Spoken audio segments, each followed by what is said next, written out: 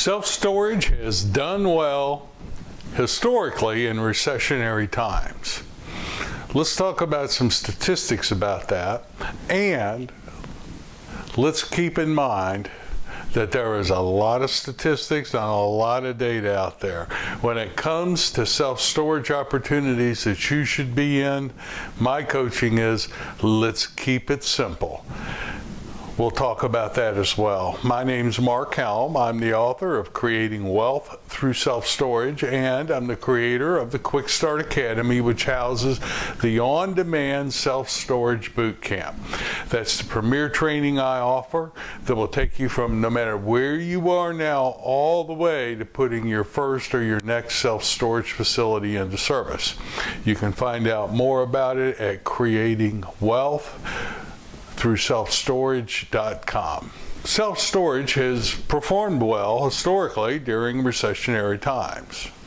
But past performance, keep in mind, past performance is no indicator of future performance, or at least that's what my LLC documents say. But I do think we can learn a lot about an asset class from past performance.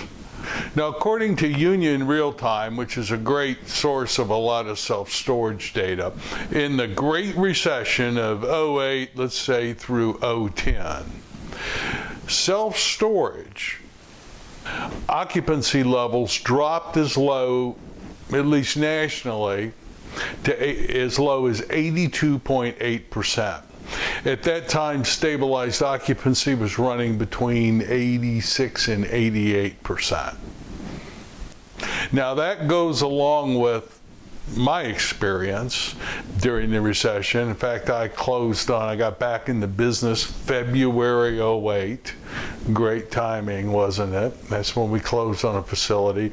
And we went from about 88% occupancy down to about 84% occupancy. Now, all things being relative, that was great compared to what apartments were doing at the time, compared to what retail was doing. Office, I don't think ever fully came back. And then COVID hit. Now, in 2020, our occupancy levels went down. In fact, according to Union Real-Time, occupancy levels dropped from the low 90s down to 89.9%.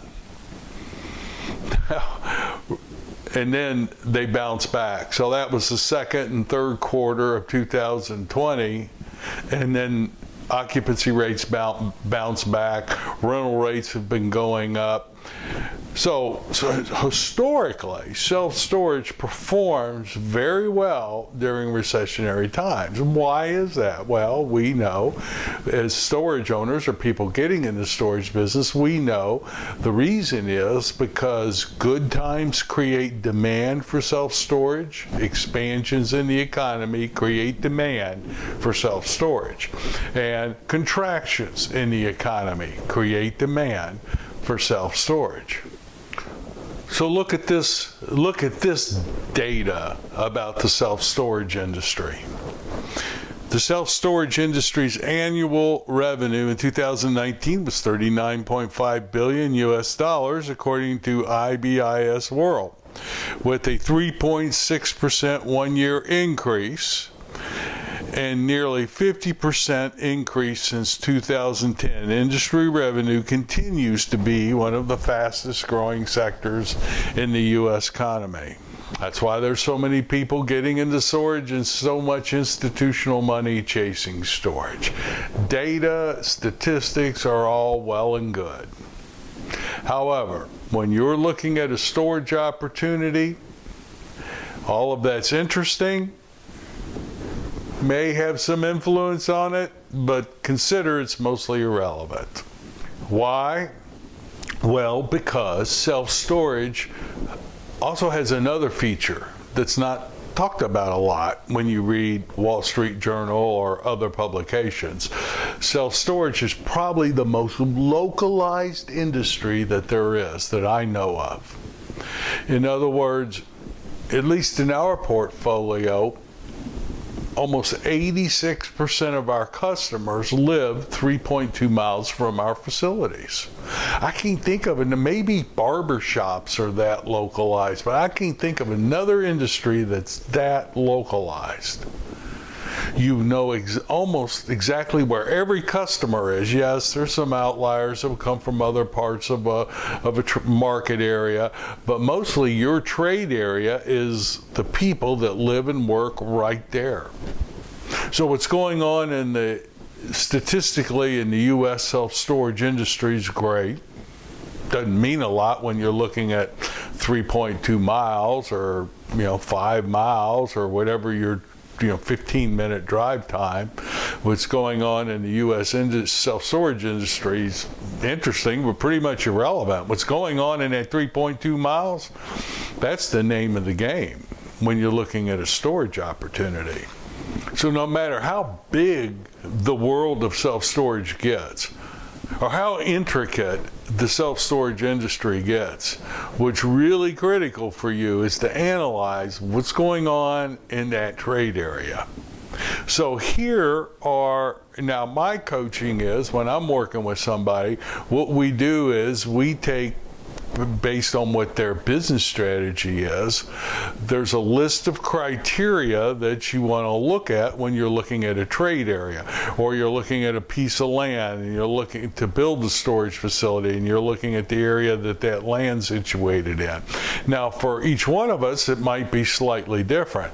So my coaching is, this is not an exhaustive list, but take this list and then organize it in what's important to you based on your business strategy, and then create that list and start checking them off. So here's what we look for when we're looking at a trade area: visibility, traffic count, population growth, condition of the existing facility, square feet per capita, which implies how much supplies in that trade area. We look at apartment rent growth. What's the average price in that area? What's the average price of a 10 by 10 in that area? What's job growth in that area? If we did a middle of the road pro forma, not too good, not too bad, just a middle of the road pro forma, will it hit our average benchmark numbers? What's the percent of renters in that trade area?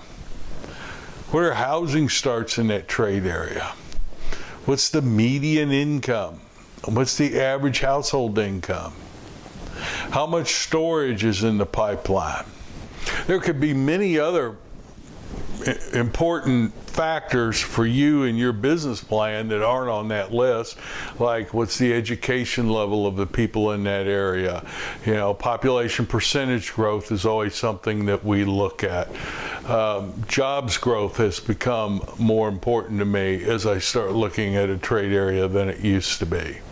And my coaching is take that list, add to it, and then organize it what's more important and less important for you based on who you are, what your business strategy is.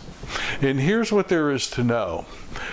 No opportunity out there is going to be able to check every box and give an A+ on every one of those.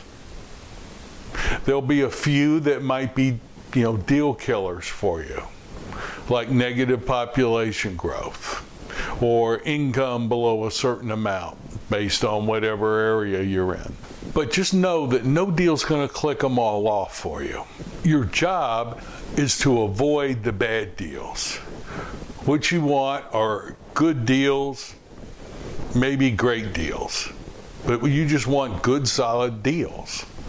Now, here's a hot tip. I've been involved in some great deals, but I never knew they were great deals when I closed on them. I was just trying to close on good deals. Deals that appeared that if I did things right, if my assumptions were correct, and I got validation on my assumptions through a feasibility report, that it would be a good deal. Some of them were good deals. Some of them turned out to be great deals. I just never knew it ahead of time. So look for good, solid trade areas. Data is important. All this data is great when I'm raising money, but when it comes to actually picking the opportunity to go for, my coaching is keep it simple. Keep it right in that trade area, whatever your trade area happens to be. In your feasibility report, whatever you think your trade area is, your feasibility report will validate it. So don't get lost in the data, whether all the data is good about self-storage or whether all the data is bad about self-storage. It's great to have, it's great to know, good talking points at parties, good talking points when you're raising money. But when it comes to actually doing the deal, forget it all. Look at that trade area and keep it simple. My name's Mark Helm. I'm the author of Creating Wealth Through Self-Storage, and I'm the creator of the Storage World Analyzer, which is the financial analysis tool we use to do our performance to determine if a project's most likely going to hit our benchmark numbers or not hit our benchmark numbers. If you're using Excel, great. I use Excel still on some projects, but I'm in the Storage World Analyzer every day. So thank you very much. I look forward to being with you next week. See you then.